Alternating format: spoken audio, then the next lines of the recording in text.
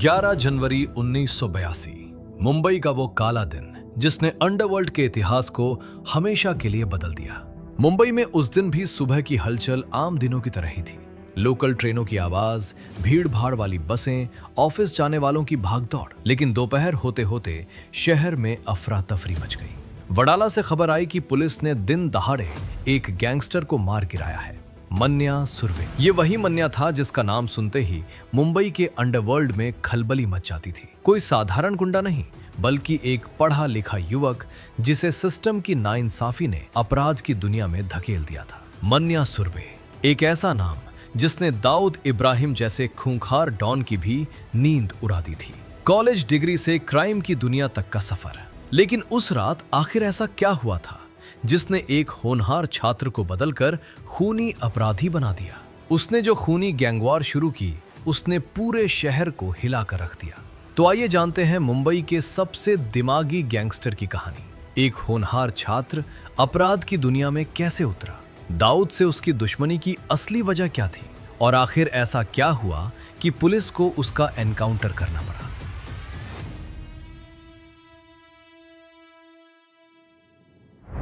मन्या सुरवे का असली नाम मनोहर अर्जुन सुरवे था और उसका जन्म सन 1944 में महाराष्ट्र के रत्नागिरी जिले के रणपर गांव में हुआ था।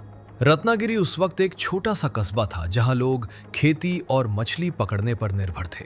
मनोहर के बचपन की शुरुआत भी इन्हीं तंग गलियों और कच्चे घरों के बीच हुई। जब मनोहर काफी छोटा था तब उसकी मां ने किसी वजह से दूसरी शादी कर ली। उसे एक सौतेला परिवार मिला जिसमें उसके सौतेले पिता और एक बड़ा सौतेला भाई भार्गव सुरवे था। इन दोनों भाइयों में सगे भाइयों जैसी गर्मजोशी थी।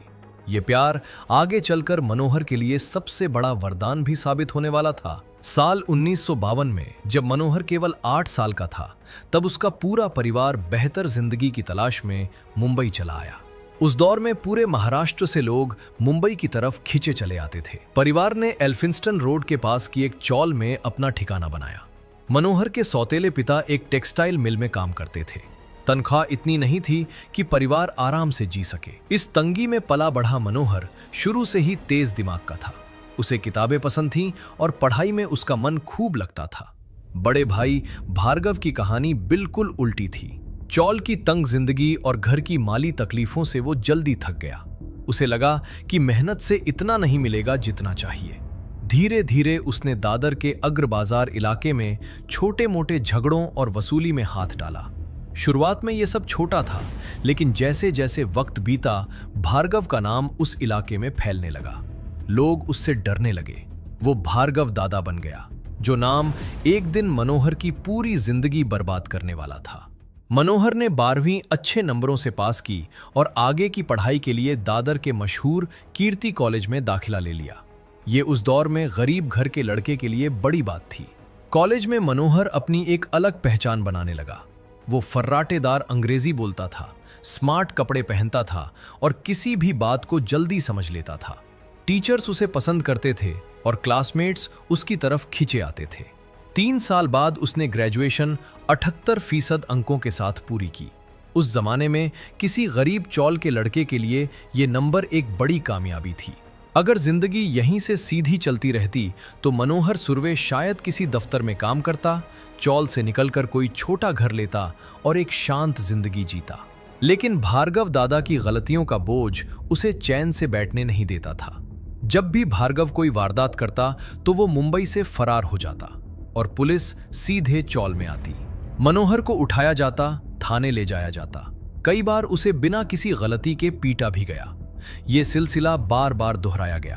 हर बार मनोहर के अंदर सिस्टम के लिए नफरत थोड़ी और गहरी होती चली गई। ग्रेजुएशन के बाद वो बेरोजगार था और घर पर भार्गव के दोस्तों का आना जाना लगा रहता था। इन्हीं लोगों के बीच उठते बैठते मनोहर की मुलाकात एक लोकल गैंगस्टर सोमेश देसाई से हुई। दोनों में जल्दी ही दोस्ती हो गई। मनोहर को शायद अंदाजा भी नहीं था कि ये दोस्ती उसे एक ऐसे रास्ते पर ले जाने वाली है जहां से लौटना नामुमकिन होगा। जिंदगी में सबसे बड़ा मोड़ तब आया जब साल 1969 में भार्गव सुरवे और उसके साथियों ने एक लोकल बिजनेसमैन दांडेकर की सिर्फ 500 रुपए की रंसम न देने पर हॉकी स्टिक और बांस से पीट पीट कर हत्या कर दी। हत्या भले ही भार्गव और उसके साथियों ने की थी, लेकिन पुलिस ने इस केस में 25 साल के मनोहर को भी गिरफ्तार कर लिया। तर्क ये था कि वो उसी माहौल में था, उन्हीं लोगों के साथ था। कोर्ट ने मनोहर को भी उसके भाई और एक अन्य साथी के साथ उम्र कैद की सजा सुना दी और उसे पुणे की यरवड़ा सेंट्रल जेल भेज दिया गया। यहीं से मनोहर सुर्वे का मन्या सुर्वे बनने का असली सफर शुरू हुआ। यरवड़ा जेल की दीवारों के अंदर एक पढ़ा लिखा नौजवान था जिसकी उम्र 25 साल थी और सामने पूरी जिंदगी जेल में बिताने का फरमान। जो गलती उसने की नहीं थी, उसकी सजा वो काट रहा था। ये करवाहट धीरे धीरे उसके अंदर एक आग बन गई। जेल में रहते हुए मन्या ने पढ़ना नहीं छोड़ा, लेकिन अब वो पाठ्य पुस्तकें नहीं पढ़ता था, वो क्राइम पर लिखी किताबें पढ़ता था। जेम्स हेडली चेस के उपन्यास उसके पसंदीदा थे, जिनमें चालाकी से की गई डकैतियों और पुलिस को चकमा देने के किस्से होते थे।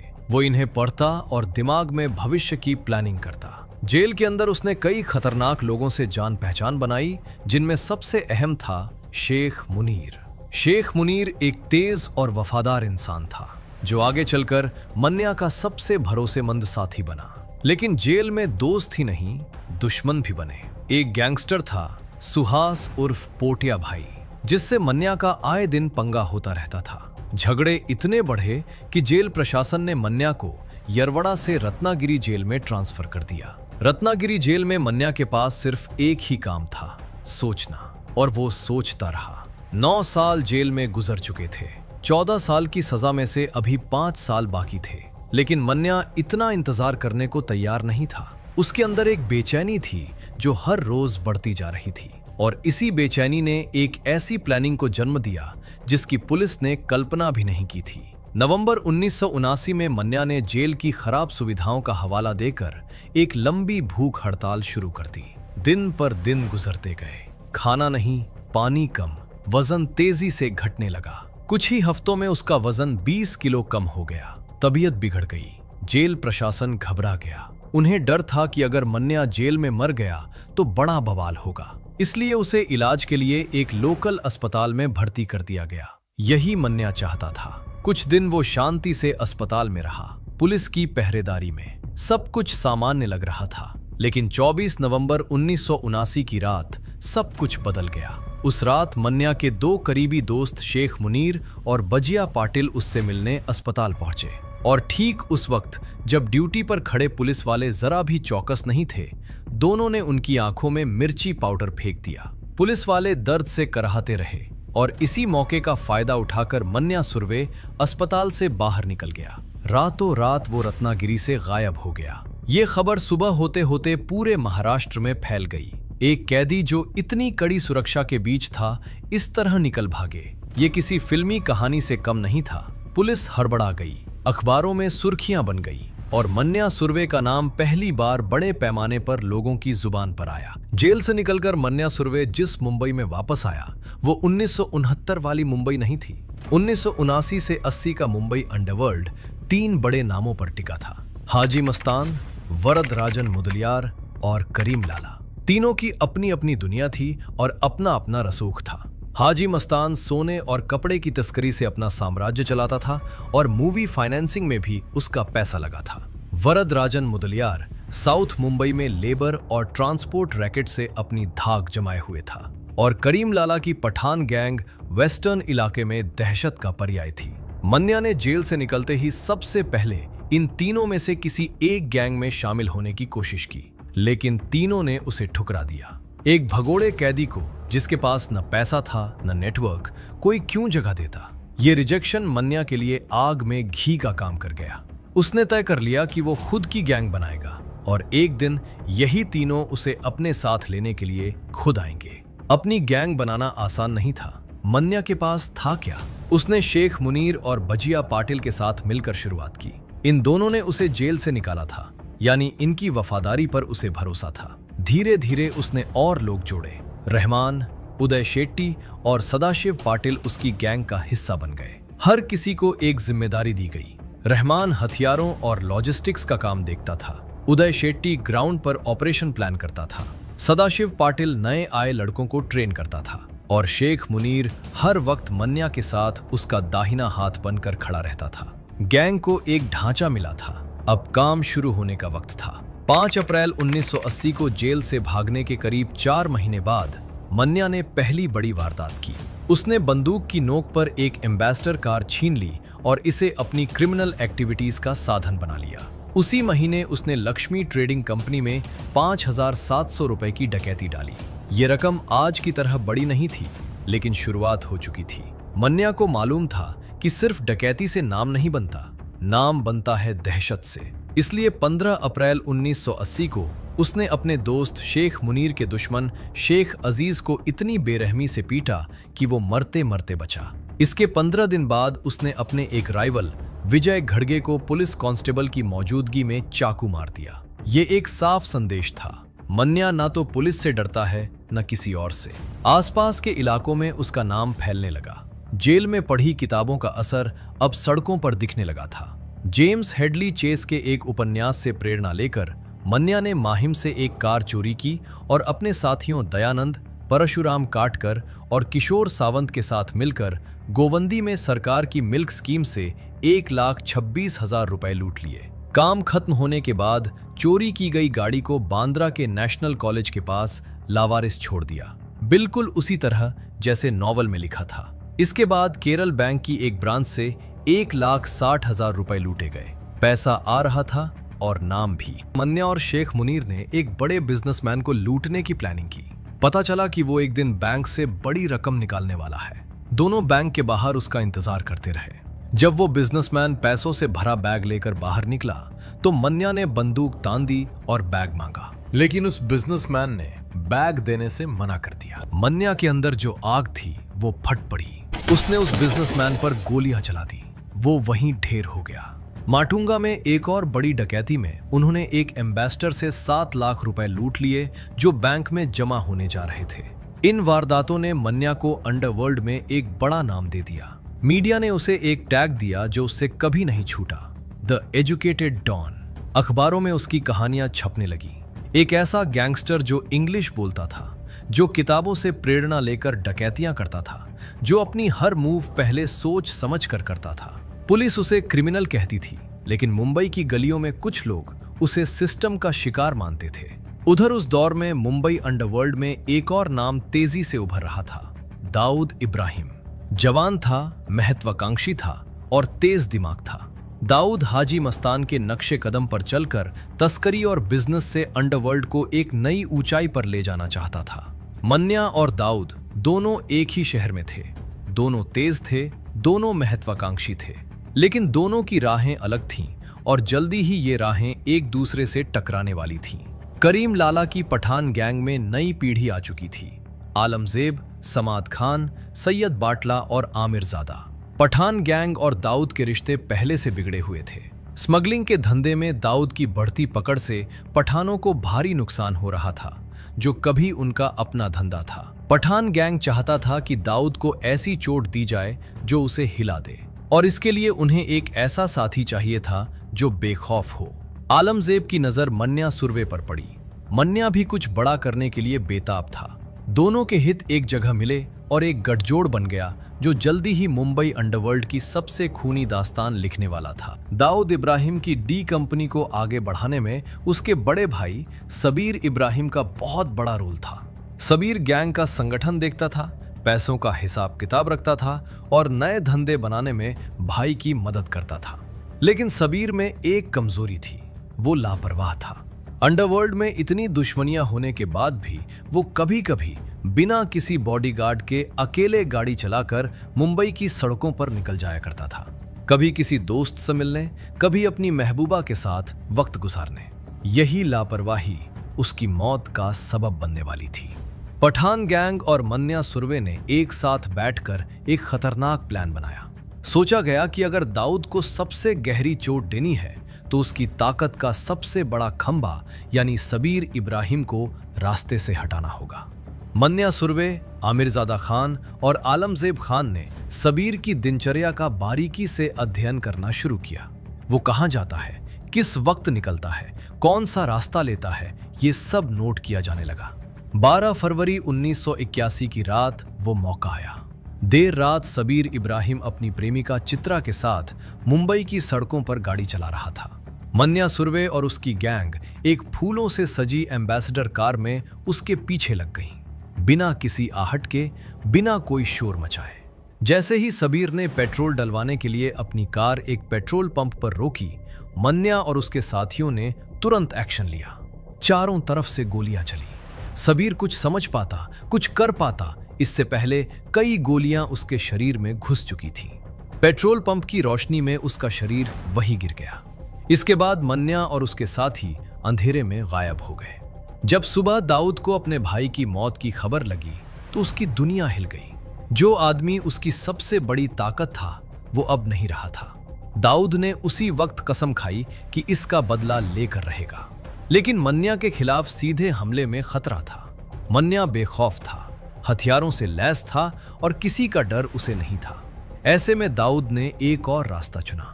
उसने पुलिस से हाथ मिला लिया।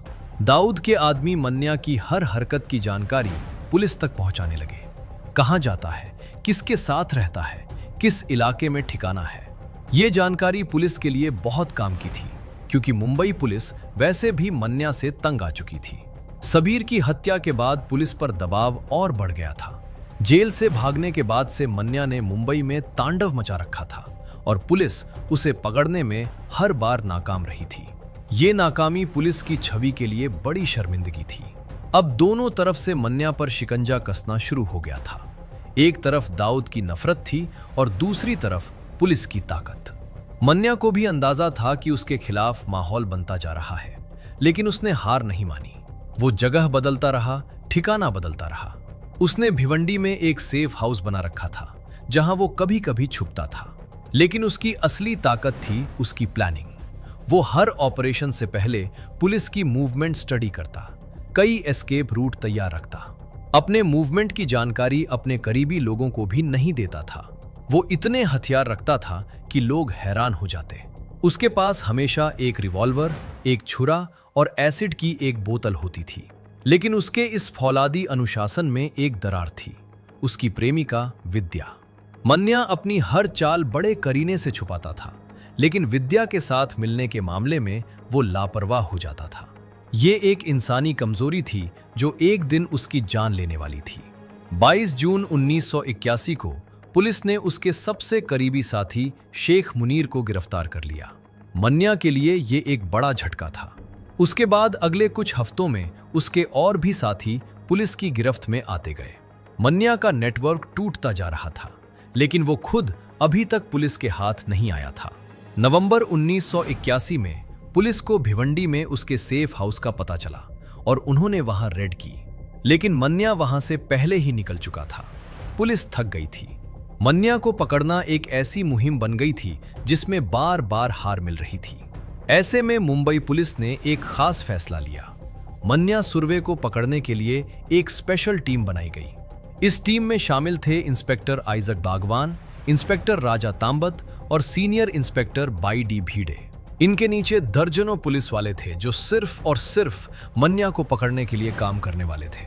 ये स्पेशल टीम इसलिए जरूरी थी क्योंकि मन्या कोई साधारण गैंगस्टर नहीं था। वो अकेला एक पूरी गैंग के बराबर था। उसे पकड़ने के लिए साधारण तरीके काम नहीं आने वाले थे। करीब 2 महीने की जद्दोजहद के बाद 11 जनवरी 1982 की सुबह पुलिस को एक पक्की जानकारी मिली। ये जानकारी कहां से आई, ये आज तक पूरी तरह साफ नहीं हुआ। कुछ लोग कहते हैं ये दाऊद के नेटवर्क की देन थी, कुछ कहते हैं ये मन्या के ही किसी करीबी ने पुलिस को बताया। लेकिन खबर यह थी कि मन्या सुर्वे उस दिन दोपहर में वडाला के डॉक्टर बाबा साहेब अंबेडकर कॉलेज के पास वाले बस स्टॉप पर अपनी प्रेमिका विद्या से मिलने आने वाला है। पुलिस ने 1 मिनट भी बर्बाद नहीं किया। तुरंत ऑपरेशन की तैयारी शुरू हो गई। क्राइम ब्रांच की 3 अलग अलग टीमों के कुल 18 अफसरों को वडाला भेजा गया। लेकिन यह कोई साधारण घेराबंदी नहीं थी। मन्या बेहद शातिर था। अगर उसे जरा भी शक हुआ कि पुलिस आसपास है तो वो भाग निकलेगा या गोलियां चलाएगा, और दोनों ही स्थिति में जाने जा सकती थी। इसलिए पुलिस वाले भेष बदलकर तैनात हुए। कुछ जीन्स और टी-शर्ट में स्टूडेंट बनकर कॉलेज के गेट के पास खड़े हो गए। सीनियर अफसरों ने प्रोफेसरों का भेष धारण किया। उन्होंने अपनी बंदूकें मोटी किताबों के बीच छुपा ली थी। दोपहर के करीब 1 बजे से ये पूरा जाल बिछाया जा चुका था। चारों तरफ से कॉलेज को घेर लिया गया था। सड़क पर, बस स्टॉप पर, दुकानों के पास कोई भी कोना खाली नहीं था। 18 पुलिस अफसर बेसब्री से इंतजार कर रहे थे। करीब 1:50 पर एक टैक्सी उस इलाके में आकर रुकी। टैक्सी से जो शख्स उतरा, उसे देखते ही सभी अफसरों के हाथ हथियारों पर चले गए। वो मन्या सुर्वे था। लेकिन मन्या का दिमाग हमेशा काम करता था। टैक्सी से उतरते ही उसने आसपास नजर दौड़ाई। कुछ तो था जो उसे अजीब लग रहा था। वो तुरंत अलर्ट हो गया और उसने अपनी वेबली एंड स्कॉट रिवॉल्वर निकालने के लिए जेब में हाथ डाला। लेकिन देर हो चुकी थी। इंस्पेक्टर आइजक बागवान और राजा तांबत ने पहले गोलियां चलाईं। 5 गोलियां उसके सीने में लगीं और एक उसके कंधे में। मन्या सुर्वे वहीं जमीन पर गिर गया। उसके हाथ से रिवॉल्वर नीचे आ गिरी। चारों तरफ से दौड़कर पुलिस वाले आ गए। एक एम्बुलेंस बुलाई गई और मन्या को उसमें डाला गया। अस्पताल नजदीक ही था, लेकिन एम्बुलेंस को वहां पहुंचने में करीब आधा घंटा लग गया। रास्ते में ही मन्या सुर्वे की मौत हो गई। उस देरी को लेकर बाद में पुलिस पर सवाल उठे। कहा गया कि जानबूझकर समय पर अस्पताल नहीं ले जाया गया, क्योंकि पुलिस चाहती ही नहीं थी कि वो जिंदा रहे। पुलिस ने इन आरोपों को नकारा, लेकिन सवाल आज भी उठते हैं। 11 जनवरी 1982 को शाम ढलते ढलते पूरी मुंबई में ये खबर फैल चुकी थी। मन्या सुर्वे नहीं रहा। मुंबई के अखबारों में अगले दिन बड़ी बड़ी सुर्खियां थीं। रेडियो पर इसकी खबर चली। चाय की दुकानों पर, चौलों में, दफ्तरों में लोग इस पर बात कर रहे थे। अंडरवर्ल्ड में एक सन्नाटा छा गया। एक ऐसा सन्नाटा जो आने वाले दौर की आहट था। ये मुंबई पुलिस का पहला आधिकारिक इनकाउंटर था। इससे पहले पुलिस ने किसी गैंगस्टर को खत्म करने के लिए इस तरह का तरीका नहीं अपनाया था। ये एक नई शुरुआत थी। एक ऐसी शुरुआत जो आने वाले सालों में मुंबई पुलिस की पहचान बनने वाली थी। 1980 और 1990 के दशक में इनकाउंटर मुंबई के क्राइम की एक नियमित खबर बन गई। इंस्पेक्टर विजय सालस्कर, प्रदीप शर्मा और दया नायक जैसे नाम उस दौर के एनकाउंटर स्पेशलिस्ट के रूप में मशहूर हुए। लेकिन ये सब जहां से शुरू हुआ, वो जगह थी वडाला का वो बस स्टॉप जहां मन्या सुर्वे की जिंदगी खत्म हुई। लेकिन मन्या सुर्वे की कहानी सिर्फ एक गैंगस्टर की कहानी नहीं है। ये उस सिस्टम की कहानी है जिसने एक पढ़े लिखे नौजवान को गलत रास्ते पर धकेल दिया। एक ऐसे लड़के की कहानी जिसने 78% अंकों से ग्रेजुएशन की, जो इंग्लिश फर्राटे से बोलता था, जिसमें एक उज्जवल भविष्य की पूरी संभावना थी। लेकिन पुलिस की बार बार की प्रताड़ना, एक ऐसे केस में उम्र कैद जिसमें उसका सीधा हाथ नहीं था, और जेल के उन सालों ने उसे एक ऐसे इंसान में बदल दिया जिसे व्यवस्था ने ही अपराधी बनाया। मन्या सुर्वे को हीरो नहीं कहा जा सकता। उसने कत्ल किए, डकैतियां टाली, बेगुनाहों की जान ली। उसके अपराध असली थे और उनकी सजा का हकदार वो था। लेकिन ये सवाल भी बना रहता है कि अगर उसके साथ 1969 में न्याय हुआ होता तो क्या वो यही रास्ता चुनता? मन्या सुर्वे की कहानी एक ऐसा आईना है जो हमें उस दौर के सिस्टम को दिखाता है। एक ऐसा सिस्टम जो कभी कभी अपने ही नागरिकों को उस दलदल में धकेल देता है जहां से बाहर निकलने का कोई रास्ता नहीं।